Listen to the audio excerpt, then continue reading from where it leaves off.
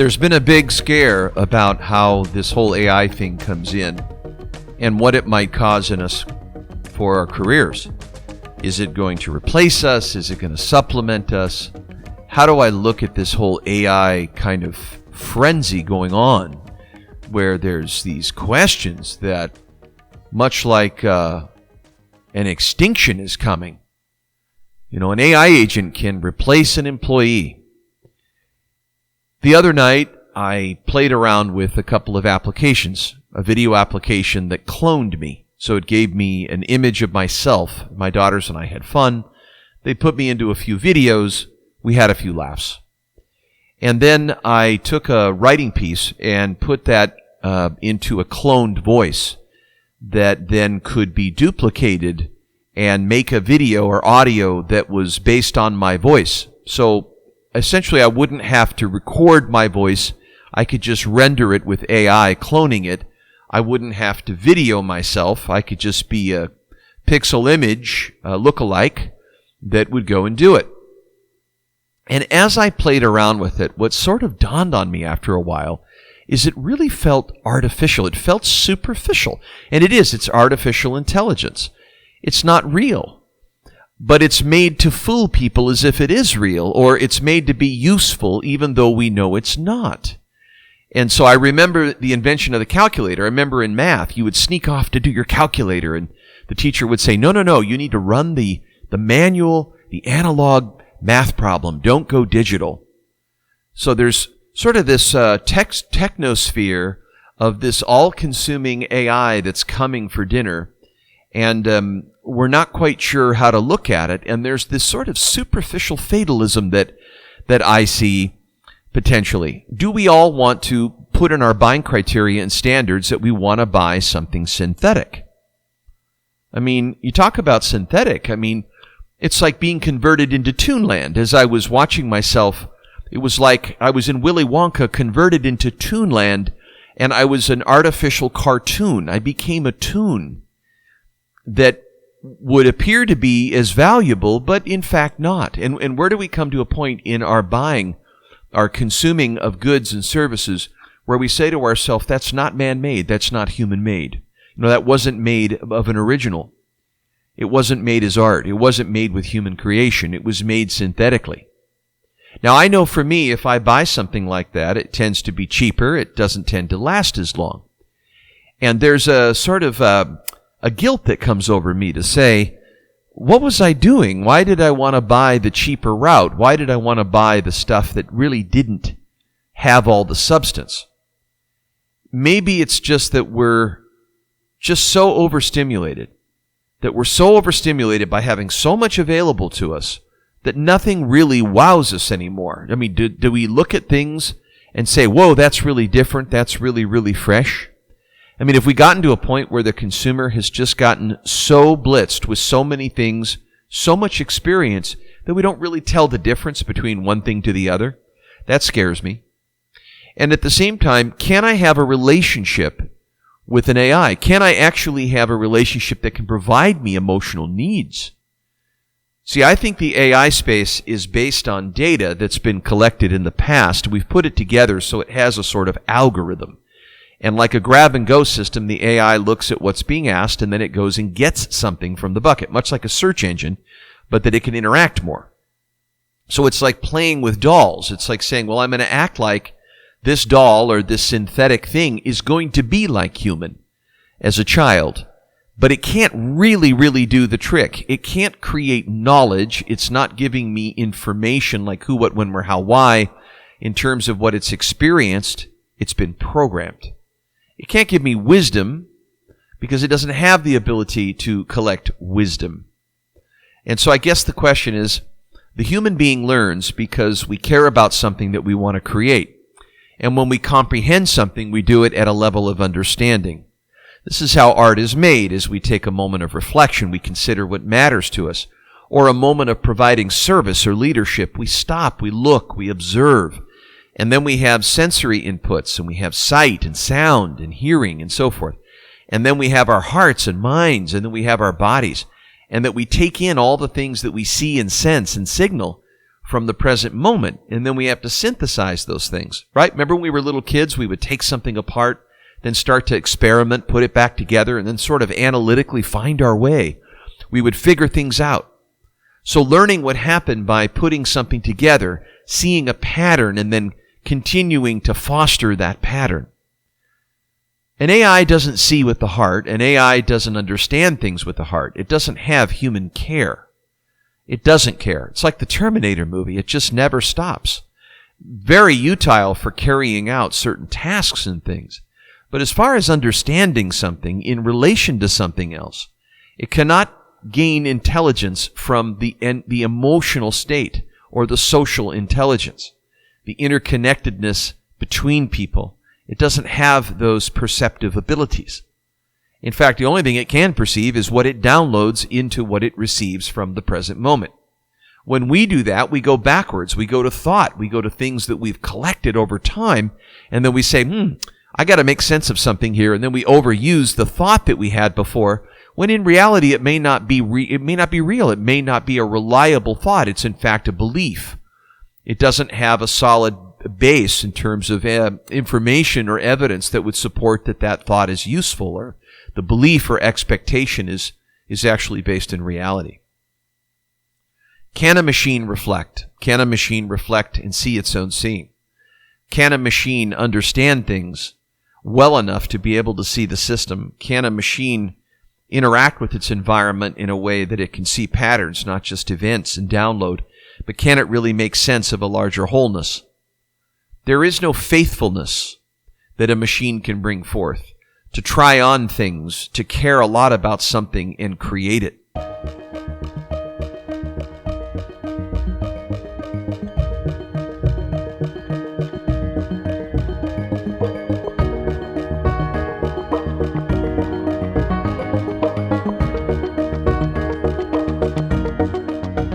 What makes us so unique as human systems is that we really care about something, or we care about each other.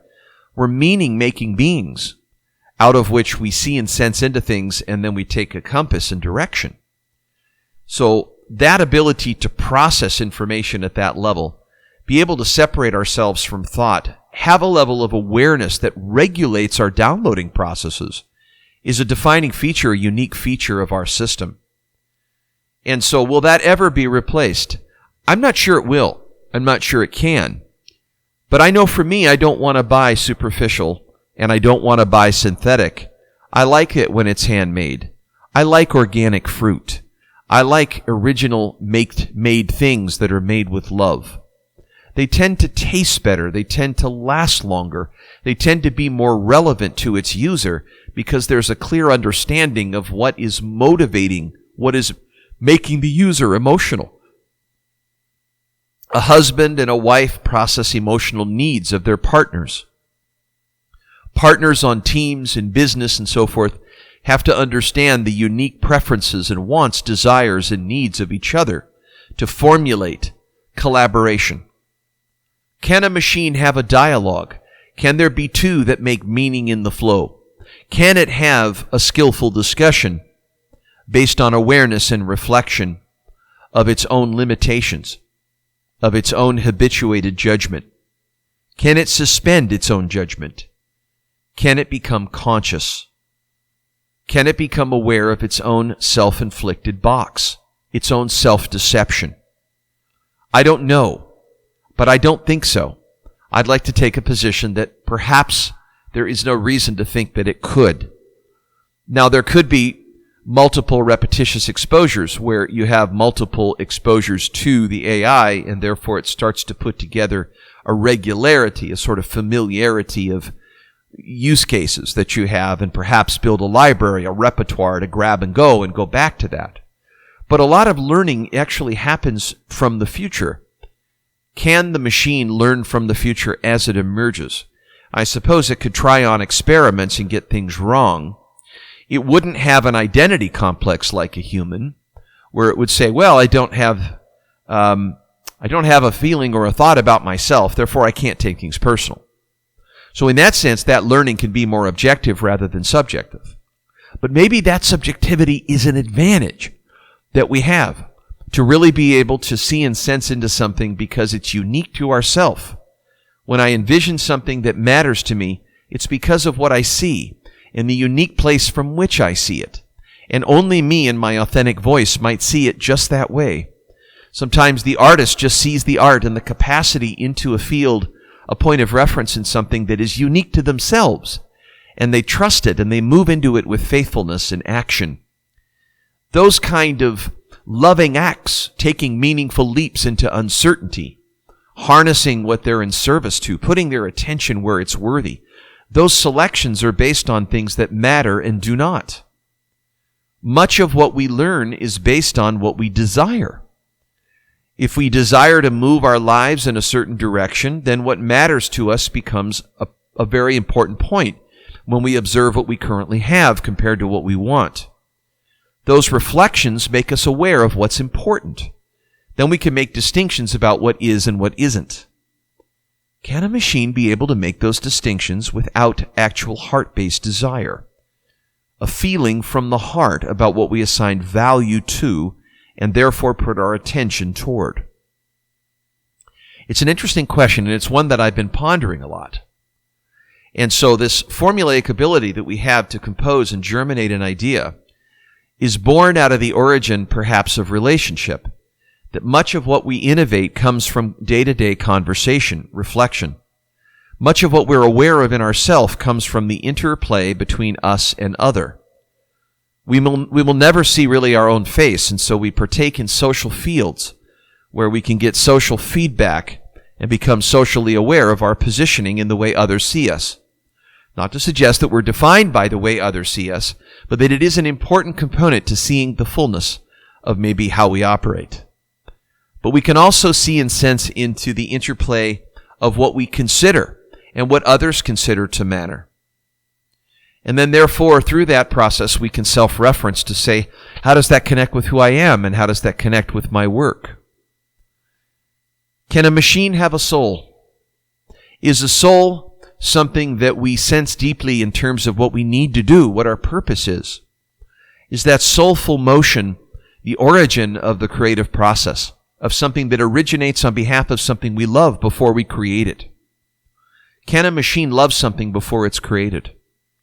Can an entrepreneur that loves to create value for another marketplace, another human being, be traded for an AI that would consider in the same way, the same thought process? Can a machine know its strengths? Can it understand where it is exceptional, uncommonly skilled, and allocate and apply those to the needs and value of others? These are all questions I'm asking. But on the other side of it, maybe there's an opportunity. And maybe it's a real moment to see that human ingenuity is about to come into an all-time high.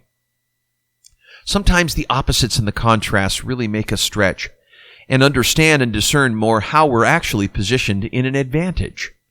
And maybe that advantage that we have is the advantage of opening up the full capacity for the human being to have the usage of the AI experience to be able to focus where we haven't been able to take all the busy work and delegate it, but have the dream to delegate that fully, reliably, so that we can leverage ourselves, leverage our gifts, take aim with our gifts more, insulate ourselves to those gifts. The workplace has become incredibly tedious with chore work as opposed to leveraging emotional and useful work, work that focuses our forte, our personal gifts and most unique abilities and uncommon skills. Our work has become so over-consuming that it's so imbalanced that so much work and so much materialism and the desire for a great lifestyle and pimp factor and social status has us working at levels that we're killing ourselves. Could this be one of the best ways to avoid the heart-killing incident? Or is it the death of the soul? Is it the resurgence of the soul by gaining back the access of getting to do the things that are more the soulful blend? You know, the work that we really care about, the work that we're meant to do, the work that we feel our gifts are meant for, the sacred projects that lie dormant within us that we need to embrace, but we can't seem to get to because of our obligations and commitments. Maybe we get off that continuum and we stop all of that, the chores, and we get to do the impact work. I'd like to think we do. How can we leverage that and pioneer into new territory in meeting the edge where we can become more of ourselves and become more competitive in doing so, earn rewards by doing so in a marketplace, but also become more useful human beings that are more wholehearted? Because it's not so much about how overworked we are. It's the fact that whatever we're doing doesn't involve us at a high level. I don't think we need the 4-hour work week. We'd be incredibly bored. It's about taking involvement in our lives. And how can we use the AI opportunity, to be able to access these gateways of more involvement, more soul force in our work and our lives, more meaningful time to value by delegation and automation, to leverage ourselves by knowing our self-knowledge and being able to apply it where we're useful. Maybe that's a path to more integrated happiness. Maybe that's a path to being more fully flourished and ripened in our growth. Maybe that's the evolution of the process of integration with AI.